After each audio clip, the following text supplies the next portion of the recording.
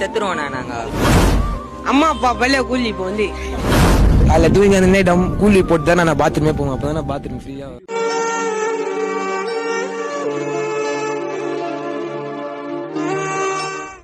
தற்போது சிறியவர்கள் முதல் பெரியவர்கள் வரை இந்த பழக்கத்தில் அடிமையாகின்றனர். என்னதான் கூட இருக்க பெற்றோர்கள் அவங்கள பாதுகாத்தாலும் அவங்க கூட சேர்க்கிற நண்பர்கள் கடைசியில் அவங்களை இக்கட்டான சூழ்நிலையில் மாட்டி. ஒரு காலத்தில் பெரியவங்க யூஸ் பண்ணிட்டு இருந்த போதைப் பொருள் இப்போ சின்னவங்களுக்கு எஃபெக்ட் ஆயிருக்கு.